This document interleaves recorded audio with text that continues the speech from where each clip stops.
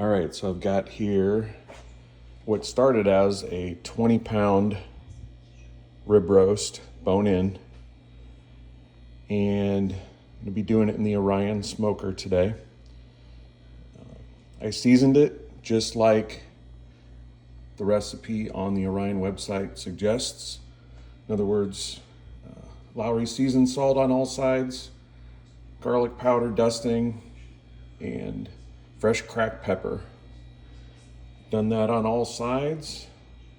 Ended up having, it was a 20-pound, ended up having to cut it in half, and I will load it in the smoker in on the middle rack and the top rack. All right, so prepping the grill here. First look here, using some hickory chips.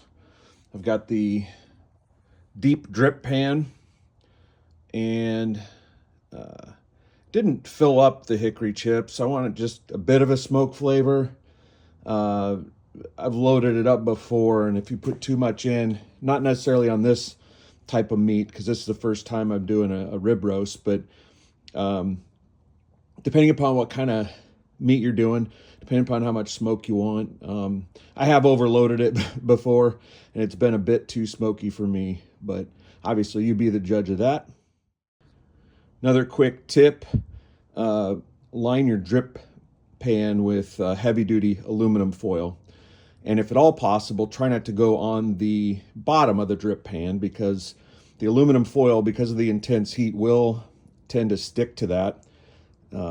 Just make life easier for you on cleanup, and don't run that aluminum foil around the bottom of the drip pan. Next little tip here, I always coat my grilling grates with non-cook spray. Just make cleanup easier later on. All right, ready to get rolling here. We got 12 briquettes in the lid, and then we've got the rest of the approximate 11 to 12 pound bag of Instant Light briquettes. It's the first time I'm trying a store brand versus Kingsford, so we'll see how that goes. I'll report on that when it's done. And then as far as the meat and the racks go, middle rack, got approximate 10 pound piece. And I've got went ahead and doing a temperature probe. In theory, you don't have to, because it's supposed to be all by timing, but I've never done a rib roast, especially not this much meat, and I don't want to chance overcooking it.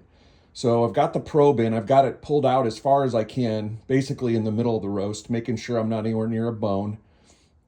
And basically just gonna, cook it to however I want it, temperature-wise. Medium rare, rare, medium rare, medium. And then on the next rack, the top rack, got the next rack here.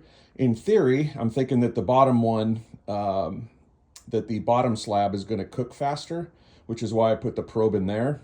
Ideally, I do have a dual probe system, but I don't have another meat probe. My other probe is takes ambient temperature, and I don't need that for this application. So here's a look before we get started. Also, you'll notice I offset the slabs.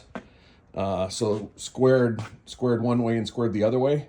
Again, I'm just, this is the first time I've done it, but I'm thinking in my head, more smoke that way, getting around the edges evenly.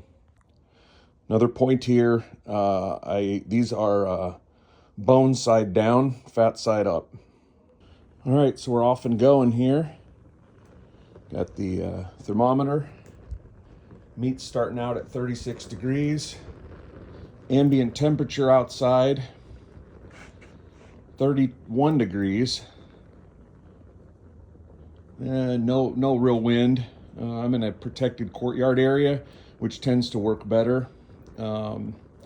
Protecting it from the wind. Sometimes the wind can actually speed up the process because it just fans the flames and gets it even hotter. That's one thing I've found over the years. All right, so my plan here is figuring it's 2 10-pound pieces. So I'm gonna go off the 10-pound mark, times 12 minutes because it's bone in. Just going off of what the Orion literature suggests. And that'll put us at 120 minutes or 2 hours. So we're going to see where we're at here in about 2 hours. Just going to let her go and keep an eye on the meat probe temperature. Figure out if we get there sooner or later. Also, another thing, I don't mess around with trying to figure out if the briquettes are going to light, even if I use Kingsford. I always use lighter fluid. It doesn't cost hardly anything, and just ensures that you get a good fire going right off the bat, and you don't even have to keep an eye on it. Another little tip here that I just learned. I mentioned in my earlier part of this video that you should put the probe kind of far as to the edge as you can. Well, it turns out when you do that, it apparently senses the temperature on the wall, and my ThermoWorks sensor actually threw errors because it was getting too hot. So I just pushed it in a little further away from the edge, and all good to go now. All right, here we are. We're about 50 minutes past the 2 hour mark. So we're at about 2 hours and 50 minutes right now. Have not opened it yet, and we're going to open it here. Right now I've got the probe to 125, which is rare. All right, so far so good. Yeah. Looking good. Here's the finished product prior to carving. Gonna let it rest for approximately 20 minutes. Let those juices absorb back into the meat. All right, so while the meat's resting, grabbing some drippings, make some homemade au jus. And here we are. Came out amazing.